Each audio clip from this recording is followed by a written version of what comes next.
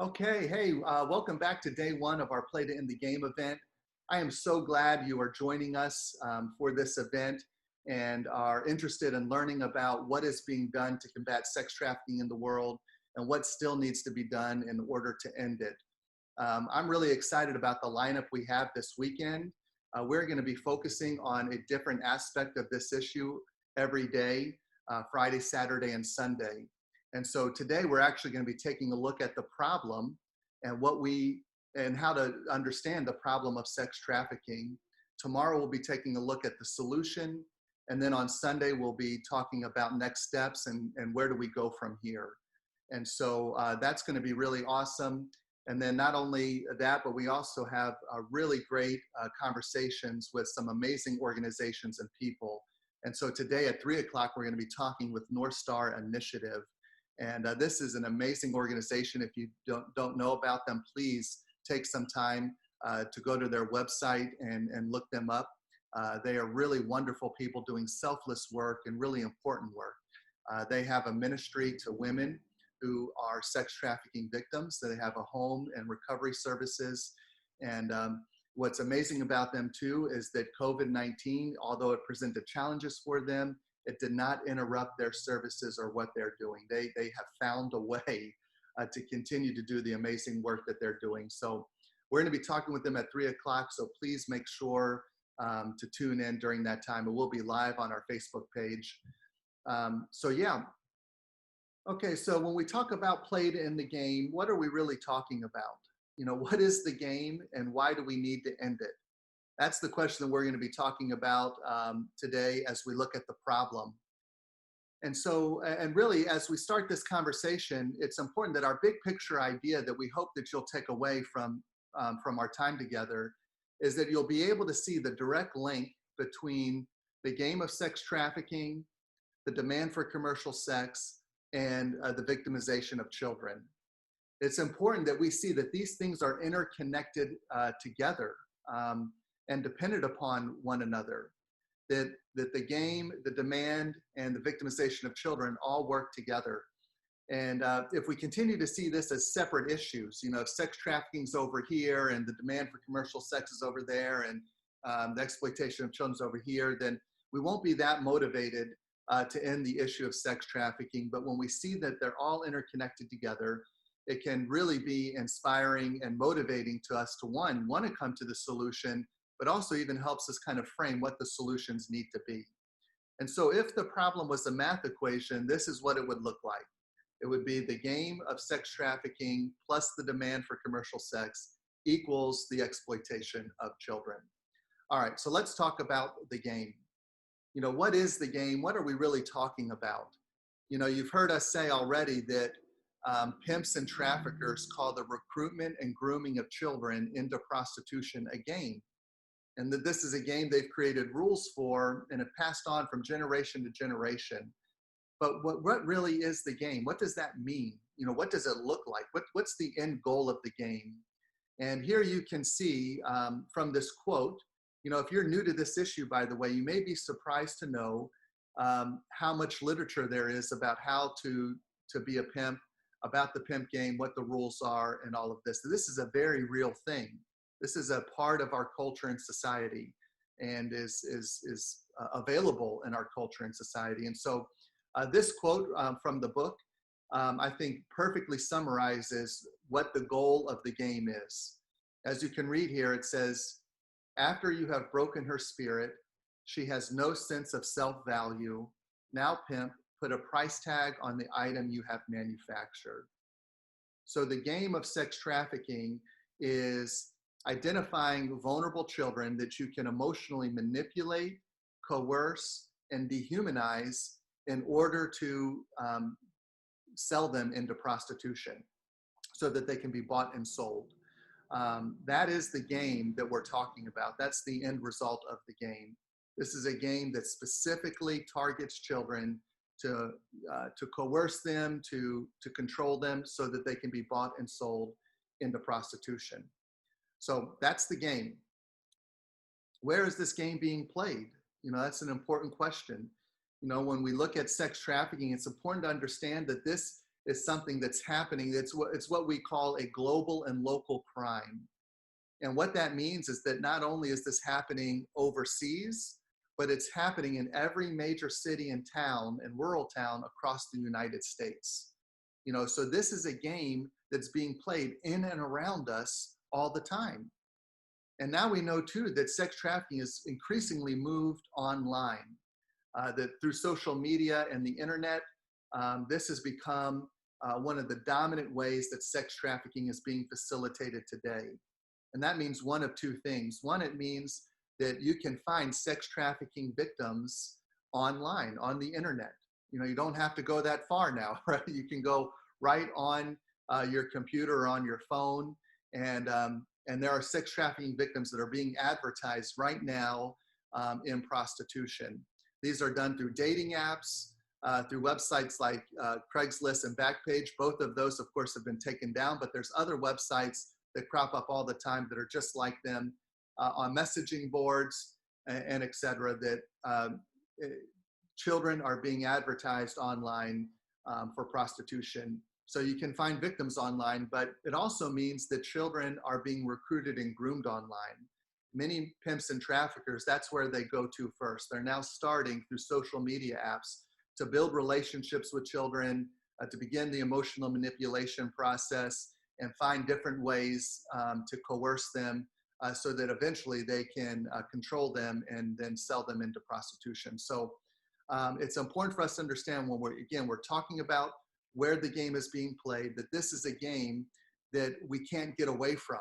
When you go on vacation anywhere in the world, sex trafficking is going to be relevant in those places. When you go on business trips, sex trafficking is going to be relevant. In your city and town, it is relevant.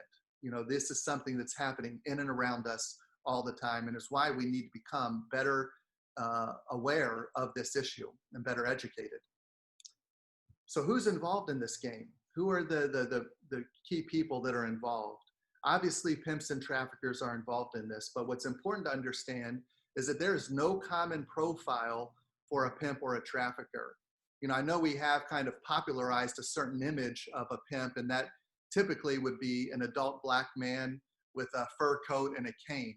That's kind of the popular image in our culture today, but that is a very narrow view of who pimps and traffickers are. The truth is that pimps and traffickers are a very diverse group of people. It ranges from anywhere from organized crime syndicates, well-connected organized crime syndicates all over the world. Rich and powerful men like Jeffrey Epstein is a good example. Jeffrey Epstein was a pimp or a trafficker, to low-level people, local criminals and gang members. Men and women are both pimps and traffickers. You may also be surprised to know that family members can actually be pimps and traffickers. That's not uncommon for a family member to become a pimp or trafficker. And also business owners, people who own sauna, massage parlors or saunas, and of course adult entertainment venues. Also, there are people, business owners, who are pimps and traffickers. So it's a very diverse group of people. And whereas not every pimp and trafficker calls recruiting and grooming children a game, all of them are playing that game in their own way. And the end result, again, is to exploit children. So that brings us to our other demographic, and that is children. Children are involved in the game of sex trafficking because they are the victims of this. The average age of entry into prostitution in the United States is 12 to 14 years old. Some estimates have it a bit higher at 14 to 16 years old, but what we know for sure is that children are the ones that are being targeted for exploitation. And the reason for that is very simple. If you're a pimp and trafficker, it is so much easier to manipulate and control a child than it is an adult. And that is why the children are being recruited and groomed into this. It's also important to know that whereas sex trafficking can happen to any child can become a sex trafficking victim, it is true that children who are running away from home or getting involved in the foster care system or have a troubled background of any kind, maybe are beginning to experiment with drugs, they are definitely at higher risk of being targeted and groomed. And what's so sad about that is that these are children that really need our help in society. They need us to provide services for them and to care for them. But instead, what's happening is that they are being ignored or left to be targeted by pimps and traffickers and recruited and groomed into prostitution. So then the other very important demographic is the adult male buyer. And we say adult male because the overwhelming majority of buyers of prostituted people in the world and other types of commercial sex are men. Men make up the dominant buyers in our culture and society. And so this really is an issue that's actually a male issue. When we think of sex trafficking and prostitution, you know, this is a male issue. This is about men's behavior and habits and attitudes towards buying sex in the world. They are actually the largest demographic of people that are involved. The male buyer demand is the largest demographic. So those are the three main people involved in this game. And if you're not one of those three people, and I'm assuming that you're not, if you're watching this video, I think it's safe to assume you're not a pimp or trafficker, you're not a child victim, and you're not an adult male buyer. If you're not one of those three people, then you are a bystander to the game of sex trafficking. Because as we just mentioned, this is a game that's happening in and around us. This is happening in our cities, in our communities, in our neighborhoods. It's happening online. And so whether you know it or not, you are a bystander to the game of sex trafficking. And it's why it's so important that you become better educated about how this game is being played, what the risk factors are, what the signs are, so that when you see it, you know what to do, how to intervene. But then it's also important for us as a society to know why this game is being played and what we can do to end it. We need to have a bigger picture, a bigger view of this. So that's everyone that's involved. All right, let's take a look now at who are the winners and losers of this game. You know, if it really is a game, shouldn't there be winners and losers? And we may be tempted to believe that pimps and traffickers and adult male buyers are the winners. They may even be tempted to believe that they're actually winning in this so-called game. But if we really take a look at this issue and this crime, it's clear to see that no one really is winning in this game. There are no winners. Pimps and traffickers are losing in many different ways. Adult male buyers are losing. We as a society are losing. And definitely child victims are losing. In fact, what it's clear to see is that child victims are paying the heaviest price. They are the biggest losers, if you will, of this game.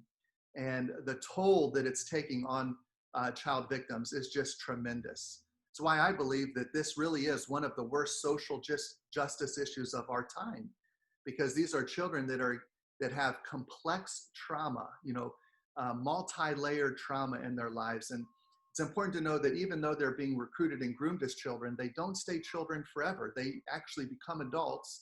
Many of them have children of their own and have a whole variety of issues if they don't get the help, healing, and services that they so desperately need, which is why organizations like North Star Initiative are so important.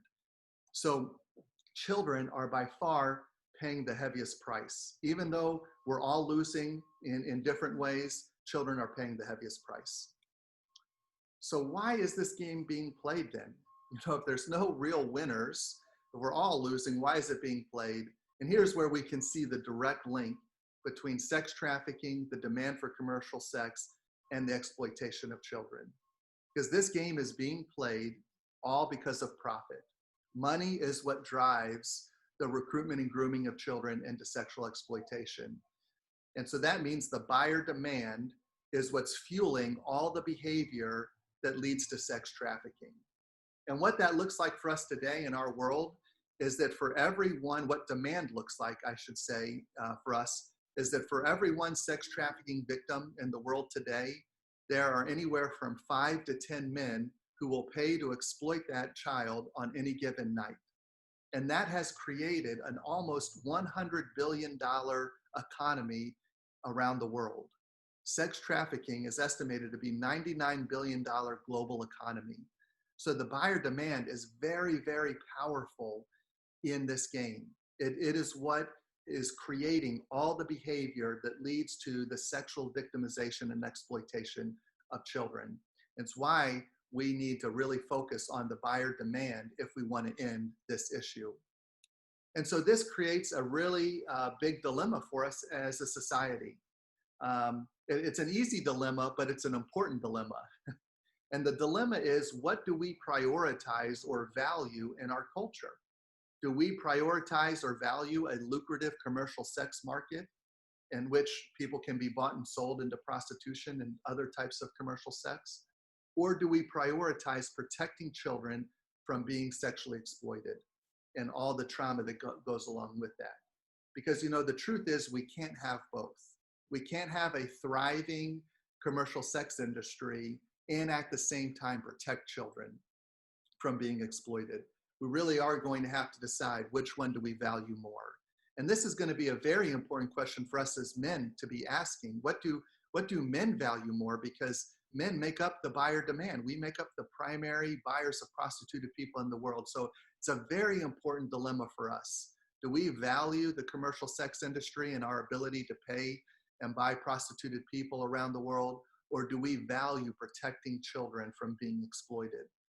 If you agree with abolition men that we should value protecting children more, then we hope that you'll join us tomorrow when we talk about the solution and what we can do to put the commercial sex industry out of business. That is our vision. Our ultimate vision as an organization is to put the commercial sex industry out of business so that we can protect children. And we believe that that's possible, and we're excited to share with you the ways in which we can do that and how it really is going to take all of us. This is going to be much greater than just one person or organization or even group of people. We all need to be working together to make sure that we are ending an industry that is directly harming children in our world. So tune in with us tomorrow. Thank you so much for taking the time to watch this. I hope that it was a valuable conversation. And if you have more questions or want to engage with us, please reach out to us today. You can do that through our Facebook page. Also, our contact information is going to be available. So please continue this conversation with us. And thank you so much